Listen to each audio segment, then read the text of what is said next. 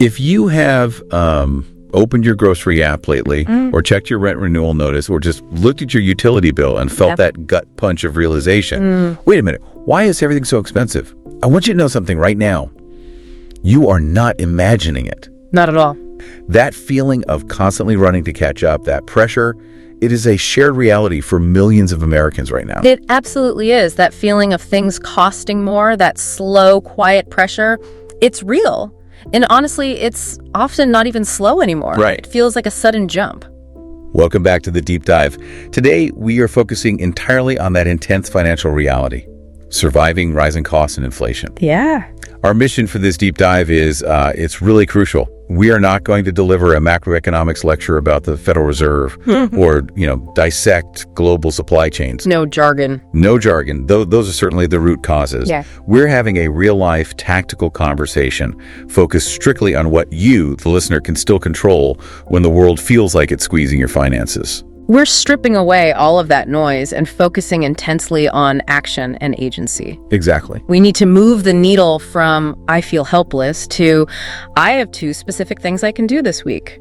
And to guide us through this, we have someone who understands this struggle intimately. They're a renowned consumer finance educator, but their real perspective comes from the trenches. That's where it counts. Before this, they were a bank branch manager in a community where most people were living paycheck to paycheck.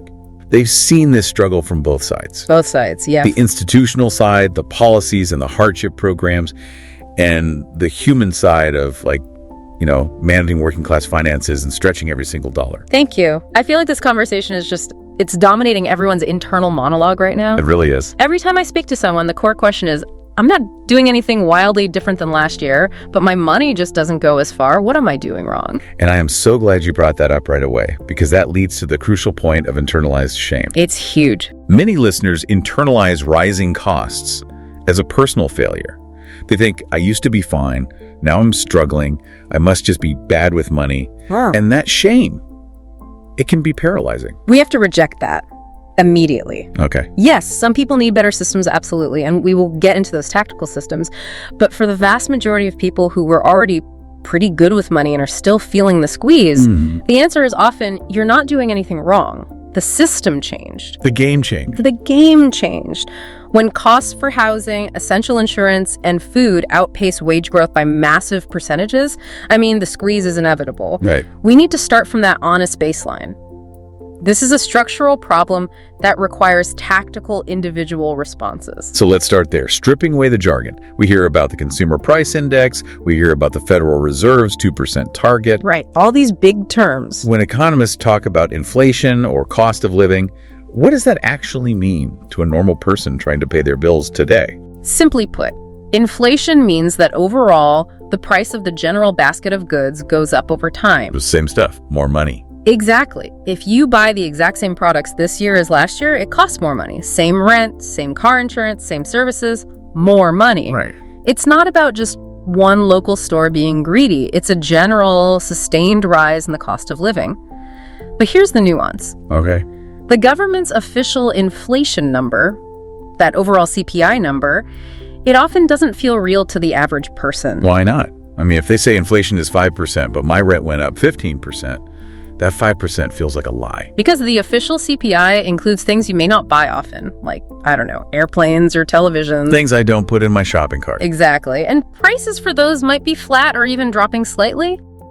But the inflation you experience every single day, what we could call necessity inflation, I bet. for housing, groceries, utilities, and insurance, that is often far, far higher than the official rate. So that's why the number feels so disconnected from reality. That's why the 5% number feels irrelevant when the price of basic bread and milk has jumped 20%. I think the best analogy for inflation I've heard, and I love this, is that it's like a slow, silent subscription fee on absolutely everything you buy and use. That's a great way to put it. But in the last couple of years, that subscription fee didn't just go up by $1, it went up by $10, and you can't cancel it. You can't cancel it. Exactly. It's this quiet, invisible pressure that works constantly to make your existing paycheck feel smaller, even if the actual number on your pay stub hasn't changed. Yeah. We call that the reduction of purchasing power.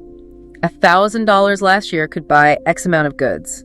$1,000 this year buys X minus Y. And that Y is the stress factor. That is the stress factor. And that's where the psychological cost really hits, isn't it? It's the mental burden of comparison to before. Oh, constantly. You go to the store and think, I used to spend $60 on this exact basket of groceries, and now it's $95 and I'm buying the same stuff. I didn't suddenly start eating gold. Right. The psychological tax is heavy because it requires constant recalculation and, frankly, disappointment. Yeah. If your income did not rise by that same percentage increase in necessity costs, the squeeze is inevitable. You are seeing a shrinking of your purchasing power in real time, and that friction, it appears every time you open your wallet. So we have to establish a balance here. We need honesty acknowledging that costs for housing, food, and basics have dramatically increased, and it is not your imagination. A crucial first step. But then we immediately have to pivot to agency focusing on the levers listeners still have control over. Absolutely. You must have both honesty and agency. We are not pretending everything is fine, but we also won't sit here and say, yep, everything is bad, feel helpless. Right, that's useless. That's not productive. We need to identify those small, tangible levers we can pull right now. Okay, let's do that split right now. Let's start with the big, giant wall of things you cannot control as an individual listener. When someone is staring at their high rent, their student loan interest rate, or their ridiculous gas bill, what are the external forces that are simply outside of their sphere of influence? We'll start with the can't control pile, just to validate that feeling of pushing against a huge machine. Yeah, let's get it out there. As an individual, you cannot control the Federal Reserve's interest rate decisions, which impact mortgages and credit card rates. Can't do anything about that. You can't control what your landlord's overall operating costs are and how that influences your rent renewal notice. No. You can't control global events, conflicts, or weather patterns that might affect gas prices or international food supply chains. Definitely not. You also can't control what your health insurance company decides to set your premium at next year. That often feels like a non-negotiable tax. It really does. And finally, you can't control on your own how massive corporations set their prices for groceries, utilities, and necessities. So if you feel like you are struggling against systemic forces, that is because you are. These are large-scale issues that no amount of personal discipline can solve on their own. Precisely. None of this is your fault as an individual consumer. But, and here is the necessary challenge. The pivot. Recognizing where you are powerless allows you to focus all your energy on the areas where you do have influence. I appreciate that focus. But let me introduce a point of friction because this is where the dialogue often breaks down. Okay. While I agree these external forces are huge, isn't there a risk that listeners use this can't control list as an excuse to avoid hard choices? That's a crucial question. How do we balance genuine validation of the struggle with the demand for necessary personal discipline? The balance is in the action. Systemic problems require systemic solutions, but those, they take time. A lot of time. Personal agency is about immediate damage control. We aren't asking you to solve inflation. Right. We are asking you to maximize the few small levers you have to stabilize your immediate environment. It's about defense. It's about defense. The goal is to move from being reactive and panicked to being strategic and disciplined about the constraints we face. It's about minimizing the impact of the things we can't control by ruthlessly managing the things we can. Okay, let's talk about the practical can control pile, the levers of agency you still possess today. These are practical, tangible things you can start right now. Let's hear them. You can control how you prioritize which bills get paid first when your money doesn't cover all obligations. That's triage. Right. You control how you adjust spending in flexible categories when your fixed costs, like rent, rise unexpectedly. You control the timing and tone of communication with companies if you can't meet a payment, and doing this early is vital. We're going to get into that. You control whether or not you start looking for paths to slightly increase your income over the next 6 to 12 months. And crucially, you control the frequency with which you review your money. Instead of avoiding it. Instead of avoiding financial statements and hoping things just work out, avoidance is a killer. So the takeaway here is that you're not claiming that we can control everything about the economy. Not at all. You're saying that within the constraints of high prices, there are still crucial personal decisions that prevent the situation from spiraling into total disaster. Exactly. Recognizing that agency, even if the levers feel small, is what reduces that crushing feeling of complete helplessness. Right.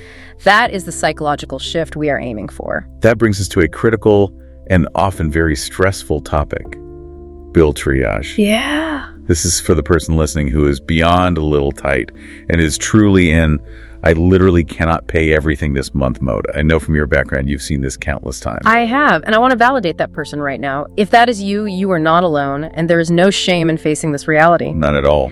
It happens when the environment shifts faster than your income can adapt. When income genuinely doesn't cover all essential obligations, rent, utilities, food, debt minimums, you need a clear, established logic. A system. A system. We are prioritizing survival and function. When facing that immediate crisis, where does someone start? What is the established priority order for keeping the lights on in your life? The logic is always keeping the lights on, both literally and metaphorically. I like that. We have a general priority order that helps prevent the situation from becoming immediately catastrophic. Number 1, housing. Top of the list. Top of the list. This is rent or mortgage. It must be at the top. Why? Because losing your housing through eviction or foreclosure creates a cascade failure. It makes everything else fall apart. It makes every single other problem, like finding a job, paying debt, or keeping custody of children, 10 times harder and more expensive. If you have to choose, you protect your roof first. Protect the foundation first. That makes perfect sense. What's number 2? Number 2, essential utilities. This means power, gas, and water.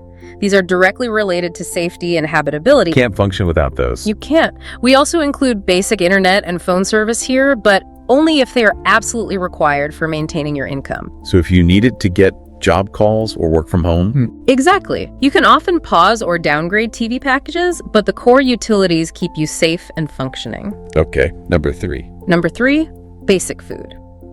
This means essential groceries cooked at home. When we say basic, we mean sustained nutrition. Not fancy stuff. Not fancy stuff. You must ensure the family is fed.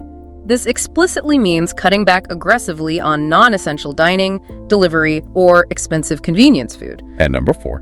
Number 4, transportation. This includes essential car payments, gas, bus passes, or minimal insurance required to operate legally. Because you have to get to work. If you lose the ability to get to work or school, you risk losing your income entirely, which guarantees that next month will be worse. That's a vicious cycle. In many parts of the U.S., losing the ability to drive means losing the ability to earn. It's that simple. Okay, so that's the top 4. What's number 5? And number 5, minimum debt payments. This includes credit cards, personal loans, student loans. The goal here is to at least aim for the minimums. Just stay current. Just stay current. We want to avoid default collections and severe lasting credit damage. If you have to skip something, this is where you start. But you must move quickly to communicate with the creditors if you do. So the core concept is protect your ability to live and work before protecting your credit history. That's it. Skipping a debt payment is bad, but losing your apartment is immediately catastrophic. Exactly. You are in triage mode.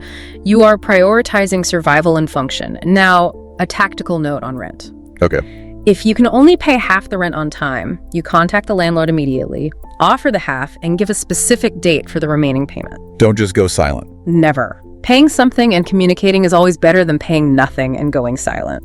And what about the non-essentials? We've touched on subscriptions, but where do things like gym memberships or discretionary lifestyle expenses fall in this crisis mode?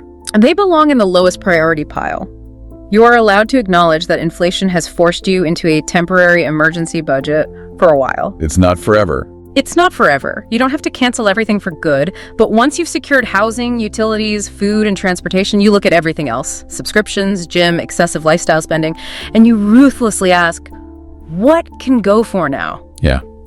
This isn't moralizing, it's maximizing scarce cash flow to protect your future. That links directly back to the can control pile, specifically communication. Yes. I think there is a genuine fear of making that call, isn't there? People are worried they will be judged or rejected. There is massive fear and shame tied up in that call, but I saw this mistake constantly. People go silent. They just hide. They stop opening mail, they ignore calls, they wait until collections or cutoffs begin. By then, their options were far worse and they'd accumulated fees. So the biggest mistake is ghosting the bills. Absolutely. What are the actionable steps to take when a listener knows trouble is coming or immediately after it hits? Call early. If you know you are going to have trouble, you must contact the company before the bill is overdue or as soon as you realize the problem. Be proactive. Be proactive. And crucially, approach the conversation not as a plea for charity, but as a proactive commitment to finding a solution. Okay, so what do you say? Let's start with utility company. For utility companies, you call and use empathetic but direct language. Give me the script. Hey, I'm going through a tough month and I am committed to paying this bill. Can you walk me through the payment plans or assistance programs I can qualify for? I want to avoid a service interruption. And you mentioned asking about specific programs. Yes. Ask specifically about LIHEAP, L-I-H-E-A-P, the Low Income Home Energy Assistance Program, or local government funds. The representative may not offer them unless you ask. And what if they've already missed a payment? Is it too late? No. Even then, call immediately. You still have options, often called catch-up plans, where they spread the missed balance over 3 or 4 subsequent months. Okay. Silence guarantees shutoff. Communication at least gives you a fighting chance. Okay, what about credit card companies? For credit card companies, you inquire about hardship programs or forbearance. Call them and say, I'm struggling to make the full payment this month due to rising necessity costs. I want to avoid late fees. Is there a hardship program that offers a temporarily reduced minimum payment? Or what else? Or perhaps a due date I can permanently move to better align with my pay cycle. In my experience, even moving a due date by a week can prevent a late fee if the pay cycle just doesn't align with the bill cycle. It's huge. It's a game changer for some people, and it's a completely reasonable request. And what about forbearance? You mentioned that. For credit cards, some lenders offer forbearance pausing payments temporarily, but that usually impacts your credit score. More often, they will reduce your interest rate temporarily to keep you paying the minimum. Got it. And the trickiest one, landlords. For landlords or property managers, if it is safe to communicate with them and you know your situation best, you can discuss potential flexibility. What does that sound like? I may be short $6 this month, but I will have it on this specific date. Can we arrange a temporary partial payment plan? Be specific, professional, and don't make promises you can't keep. We have to manage expectations here. You're not saying they will always agree, especially landlords. No, absolutely not. But the odds of getting some kind of help, flexibility, or access to an unadvertised hardship program are way higher if you contact them early. Unadvertised programs. Many utilities and lenders have these programs, forbearance, rate reductions, payment plans, but they aren't loudly advertised. You must ask. Right. If you are already in collections, that's a different conversation, but early communication is key to preventing that stage. And that leads to a psychological win, right? You took control of a scary situation instead of letting the bill dictate your anxiety level. Exactly. Silence guarantees fees, shutoffs, collections, and credit damage. Communicating early and paying something, even if it's just a partial payment, is almost always better than disappearing. Let's get into the day-to-day battle, the grocery store. Yeah. Everyone feels the brutality here. Groceries are truly eating people's wallets, and this is where shame hits hardest. Because feeding your family feels like a non-negotiable personal responsibility. They are. The price inflation in groceries has been relentless. The goal here is inflation defense that works for the tired person. Yes. Not turning everyone into a full-time coupon warrior who spends 8 hours clipping every week. We need sustainable efficiency. I appreciate that distinction. Yeah. We don't have the energy for a second job dedicated to coupon clipping. No one does. What are the 3 simple, sustainable shifts you recommend? 1, plan fewer meals. 2, build a cheap meals list. And 3, lean heavily on store brands and the unit price. Let's unpack the first one. Yeah. Plan fewer meals. I think people equate meal planning with cooking something unique and exciting every night. And that's exhausting and expensive. It is. Because it often requires buying unique, perishable ingredients you won't use again that week. In an inflation world, you are aiming for boring efficiency and ingredient repetition. So, not 7 different recipes. No. You pick 3 to 5 main dinners for the week and maximize leftovers and ingredient overlaps. Can you give an example? For example, instead of buying special chicken pies for one night and ground beef for another, you buy a large pack of ground turkey or beef. Okay. Monday is chili. Tuesday is tacos using the chili leftovers. Wednesday is ground beef and pasta sauce. Thursday is leftovers. You maximize volume and minimize waste. That's practical because it reduces food waste, which is Sure. essentially throwing money away, and the need for expensive specialty ingredients. Absolutely. The second shift is the cheap meals list. Tell me about that. Maintain a list of 5 to 10 meals that meet 3 criteria. They are cheap, they are easy, 30 minutes or less, and everybody in the house will eat them without drama. Without drama is key. It is. Put that list on the fridge. When you are stressed and tired, you are less likely to fall back on expensive $40 delivery if you have an immediate simple answer like breakfast for dinner or rice and beans template. The default needs to be cheap and easy, not expensive and easy. Exactly. The third shift, lean heavily on store brands and basics. For staples like beans, rice, pasta, oats, flour, and frozen vegetables. The building blocks. The store brand is often produced in the exact same facility as the name brand, just with different packaging. Yeah. They are significantly cheaper, and in a tight budget season, you must prioritize the lower price. And this is where the unit price becomes crucial. That little number on the shelf, tag the price per ounce or price per pound. That is your most powerful ally in the grocery store right now. It's so easy to ignore. It is your tactical advantage. You need to train yourself to ignore the big price tag and look only at the unit price, because packaging size is designed to trick you. Can you give an example of that? For instance, you might see a small box of name brand cereal for $4.99 and a massive bag of store brand cereal for $6.99. The name brand box looks cheaper. Right, on the surface. But when you look at the unit price, the store brand might be 15 cents an ounce, while the cheaper name brand box is 25 cents an ounce. The price difference is manufactured through packaging. You must buy based on the lowest unit price for staples. That's a great, actionable example. Let's quantify the impact. How much difference can these changes realistically make? If a household is spending, say, $600 a month on groceries, Which is not uncommon. not at all. By simplifying meals, utilizing leftovers, focusing on volume, and leaning hard into those store brands, it is absolutely realistic to shave $50 to $100 off that number monthly.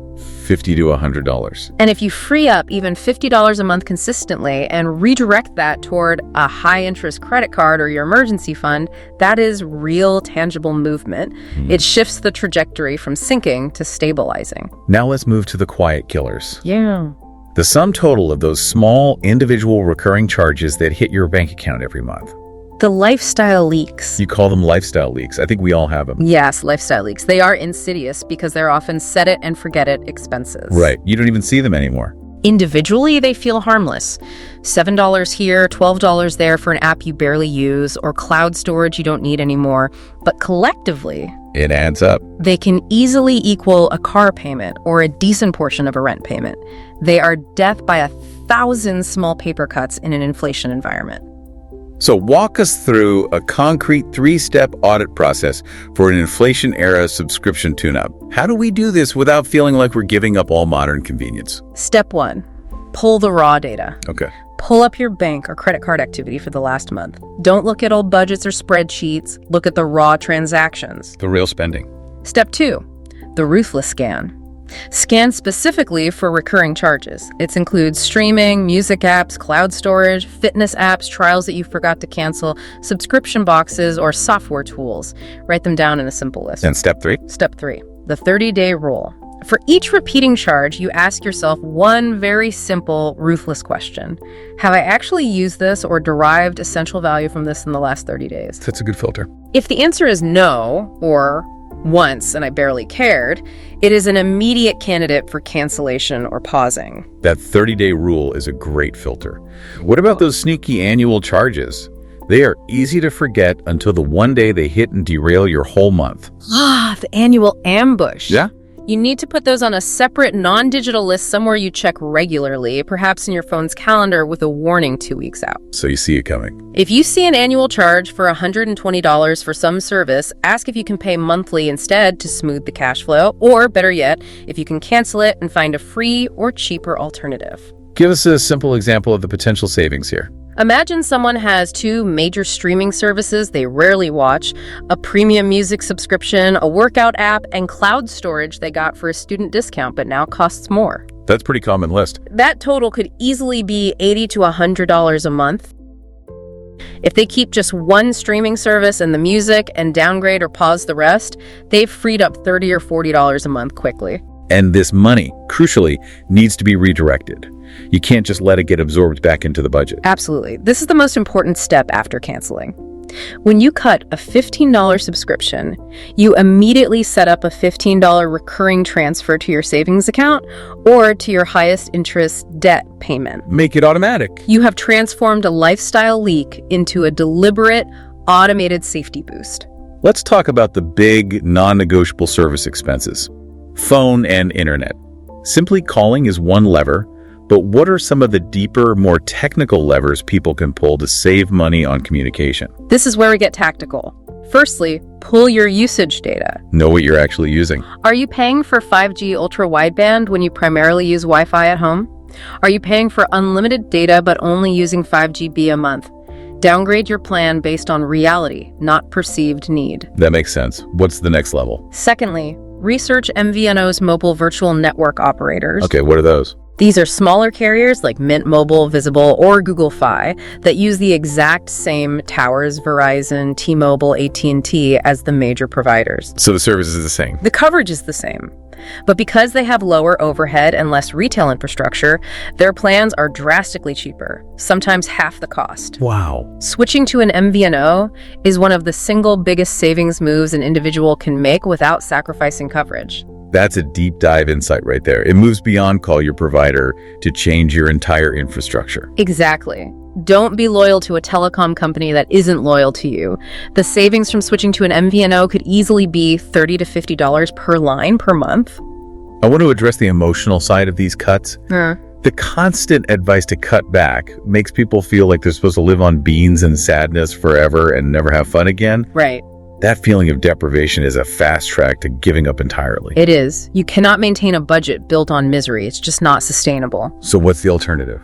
The focus must shift from unconscious cutting to intentional luxury.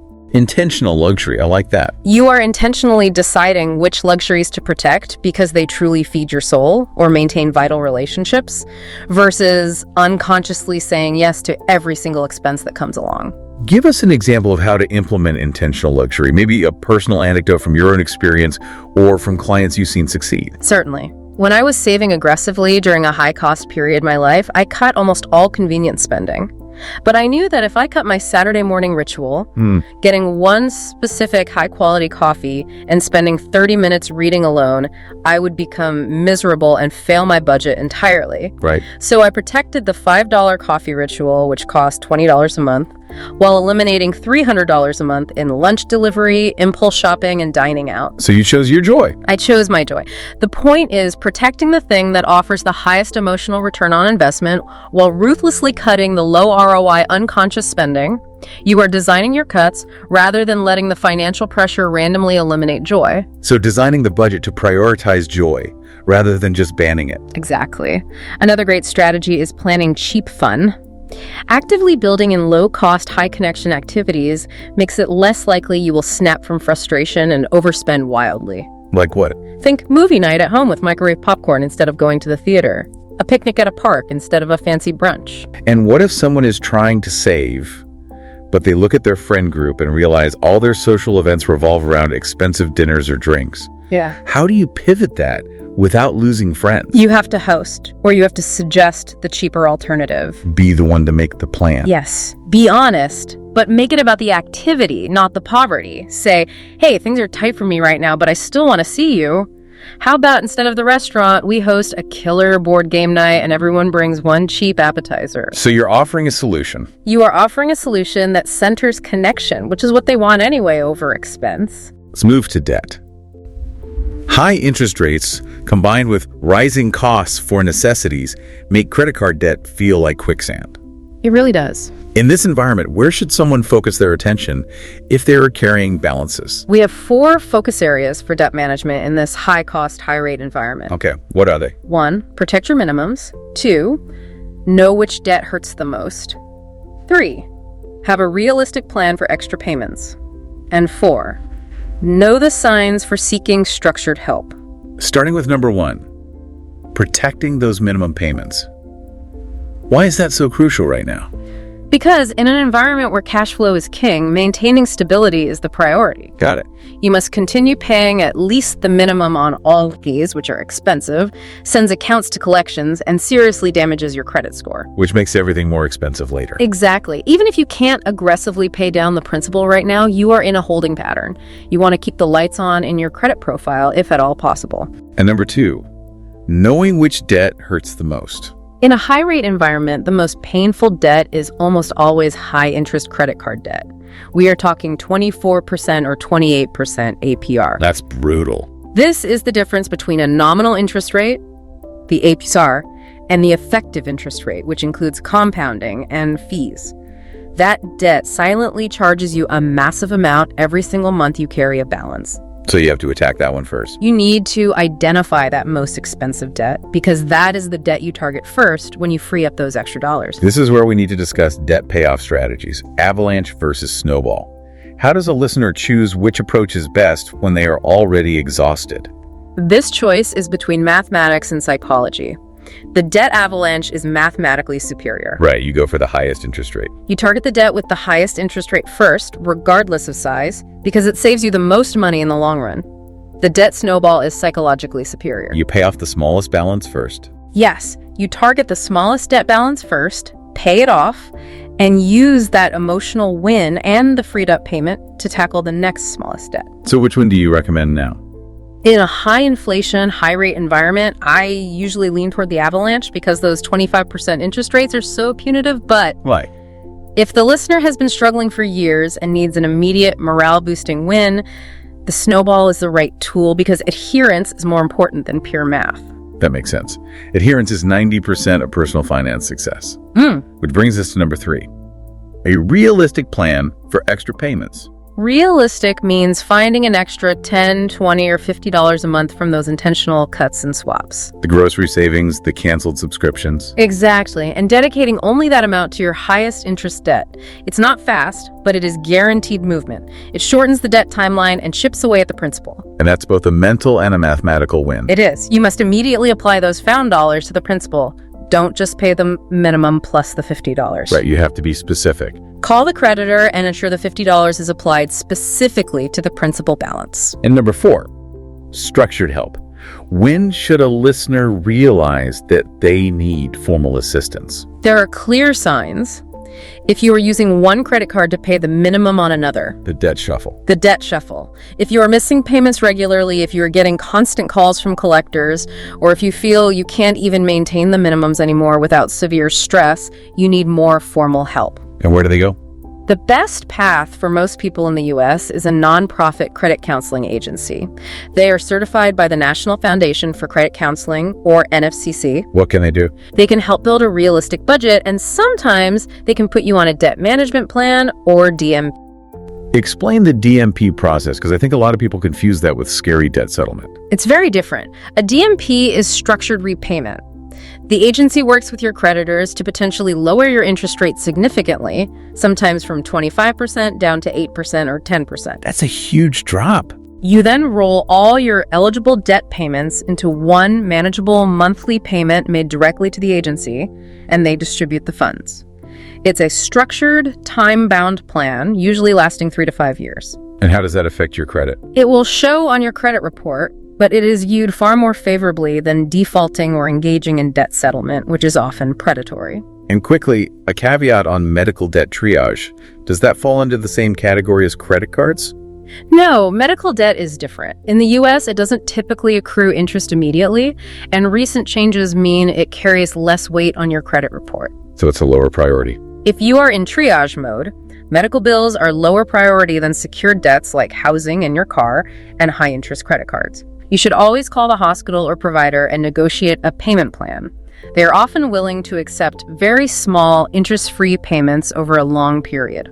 You mentioned that small moves matter. Yeah. But when you look at the scale of inflation, it's easy for listeners to think, is canceling one app and buying store-brand rice really enough? I get that. Let's address that doubt directly. It's a completely fair doubt. No single move that you make will undo the entire economy. That's the honest part. But here is the critical insight. Rhythm? A series of small, consistent moves is the difference between sliding deeper into the hole every single month versus staying level or slowly climbing out. So it's about trajectory. It's about trajectory. We are aiming for the difference between a 25% credit card interest rate and paying down the principal by $1,000 a year. Well, let's put the math to it with an illustration to show how these small efforts build momentum. Absolutely. Let's revisit the changes we just discussed over a 3-month period.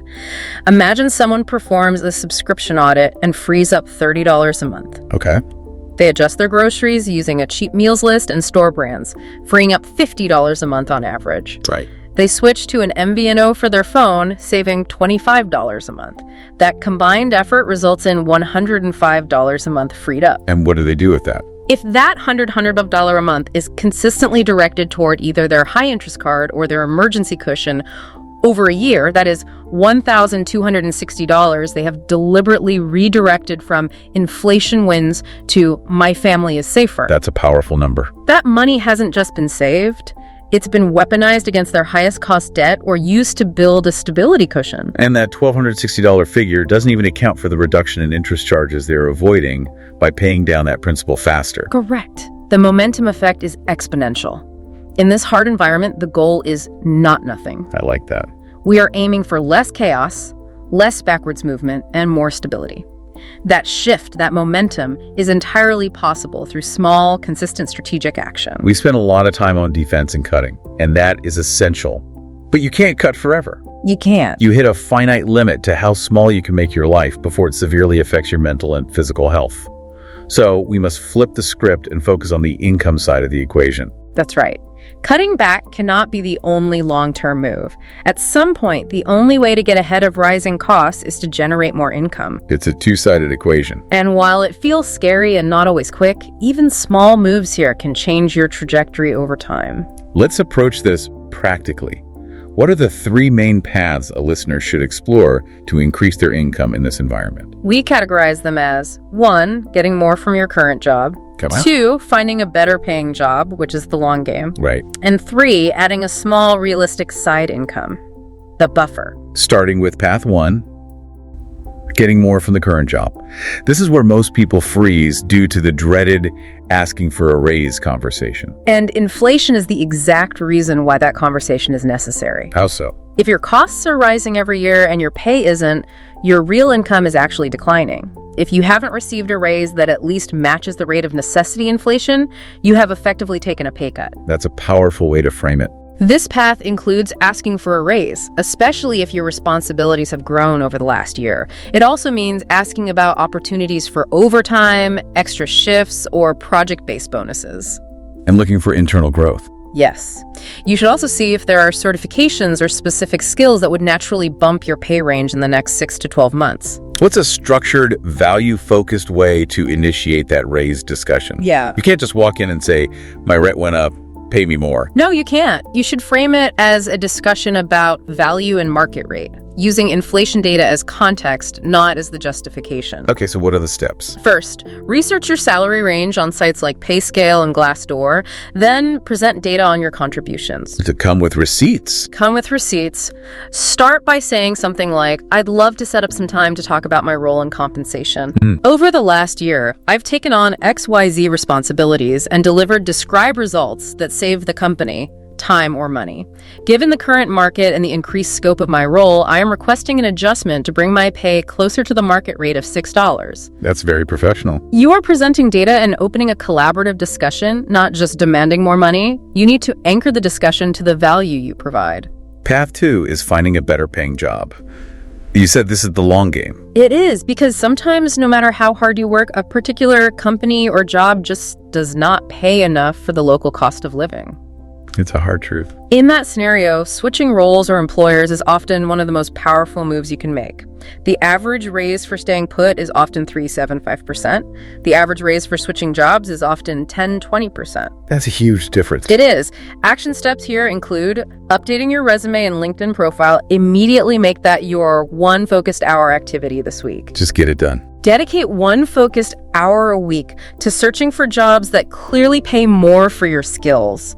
And crucially, practice your interview and negotiation skills. The biggest difference between high and low earners often comes down to confidence in negotiation.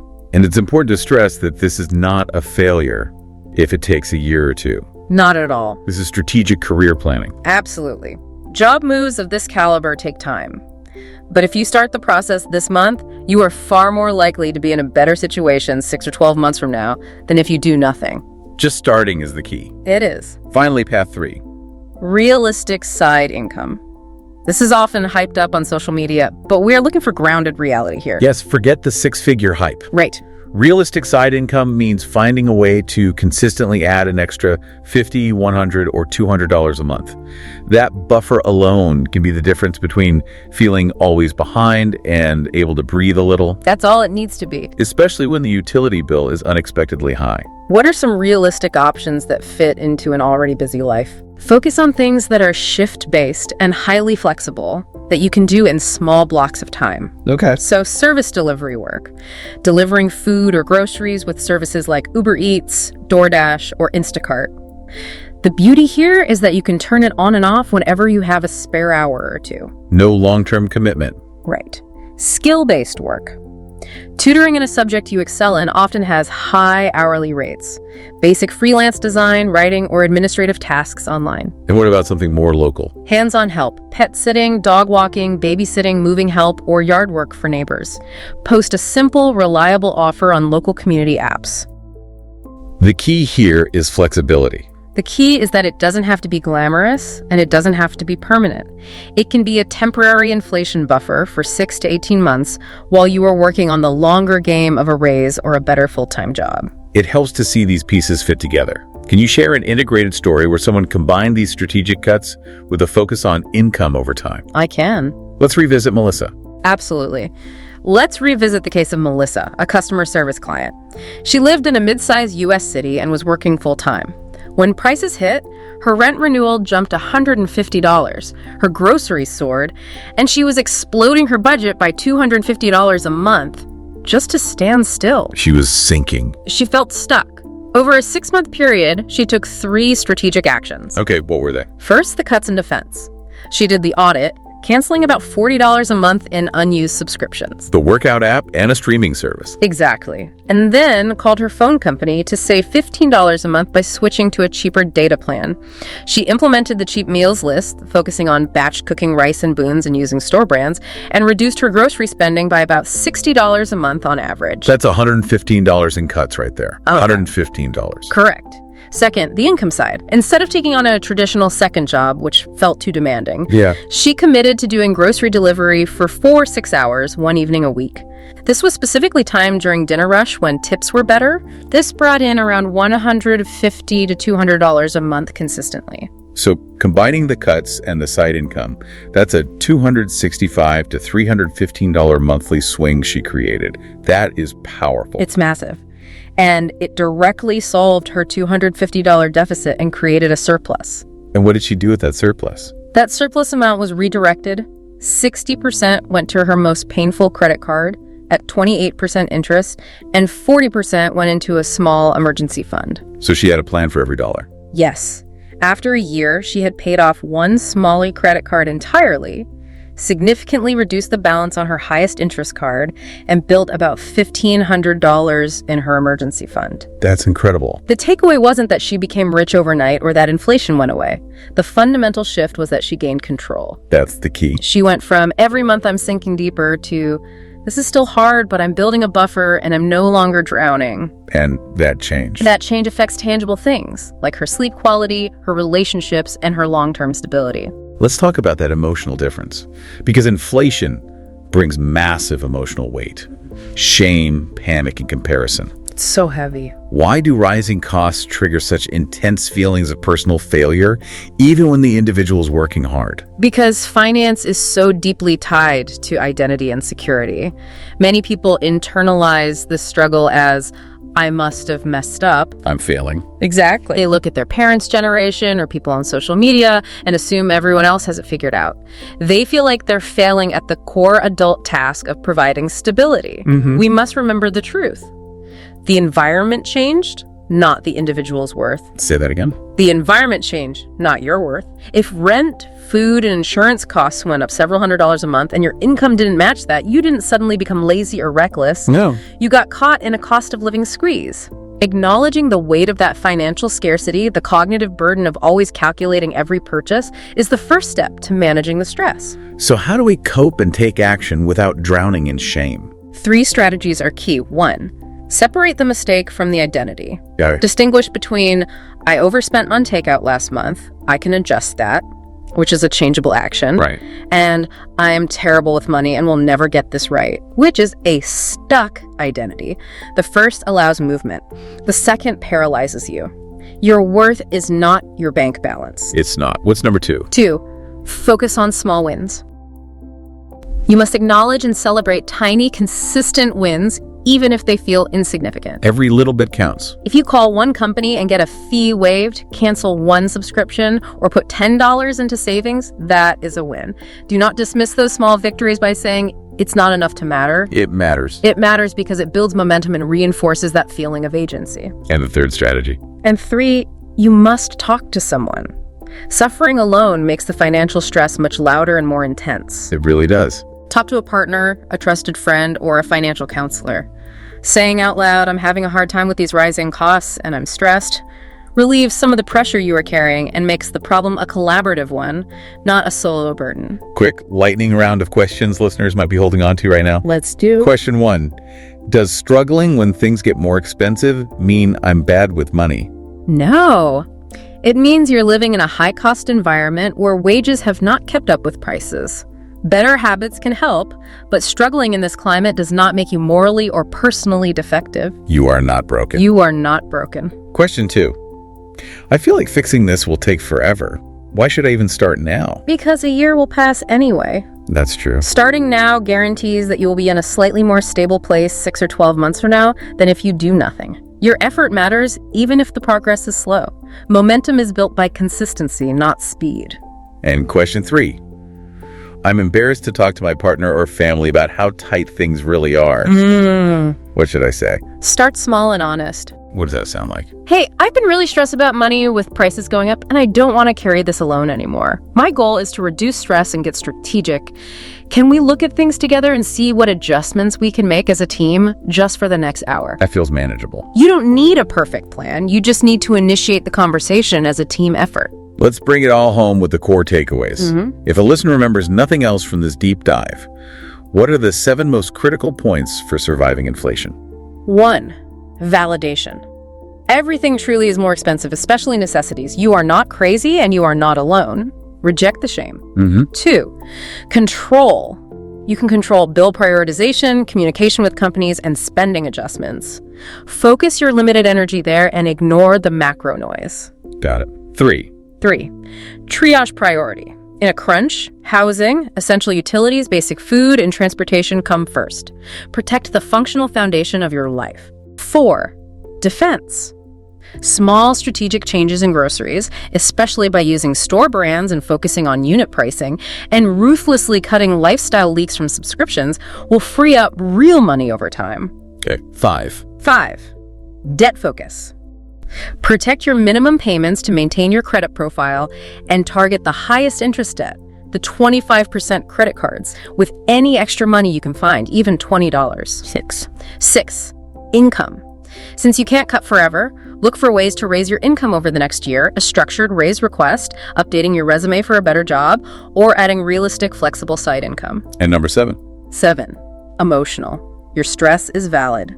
Separate the action from the identity, focus on small wins, and talk to someone you trust about the pressure. This has been incredibly actionable. Now let's give the listener a challenge, a next step. Perfect. You don't need to do everything. Pick just 2 of the following actions and complete them within 7 days. Just 2. 1, the 30-minute bill review. Look at your main utility or service bills. Ask, what can I call about? Make 1 call to a provider, phone, internet, or utility to ask about hardship programs or loyalty discounts, or cancel 1 subscription that you don't use. 2, create a cheap meals list. Write down 5 to 10 meals that are cheap, easy, and acceptable to your household. Put that list on your fridge and use it to plan your grocery run for 1 week, focusing on unit prices. Good one. 3, do a lifestyle leak check. Scan your last month's bank transactions specifically for recurring charges you don't really use or care about. Use the 30-day rule. Cancel at least 1 and immediately redirect that saved money. Yes. 4, spend 1 focus hour on income. Update your resume, check job listings to research pay ranges for your skills, or explore one realistic side income option that fits into a 2-hour block of your current schedule. I love that one. And 5, talk to someone. Talk to a trusted person about how the cost of living has been affecting you. Just say out loud, "This has been hard," and listen to their response. And after you complete either of those 2 actions, I want you to give yourself credit. Yeah. Look in the mirror and say, I did something small and strategic to help myself today, even if it was small. That self-credit is crucial for maintaining momentum and fighting the internal shame. Thank you so much for bringing us real talk and real actionable tools for navigating what is genuinely a very difficult time for millions of people. This deep dive was absolutely vital. Thank you for having me. And to everyone listening, if you're tired, if you're stressed, if you're wondering why it feels so hard, you're not alone and you are not broken. The world got more expensive, and that's a fact. You're allowed to be frustrated, and you're still allowed to keep trying. To you, listening right now, Yeah. if you feel less crazy or have one actionable idea you can use this week, this deep dive was successful. Remember this. You didn't choose this inflation wave, but you can absolutely choose how you ride it. Small moves count. You are allowed to start small. You're allowed to start tired. But future you is already thankful you cared enough to listen and decide to try.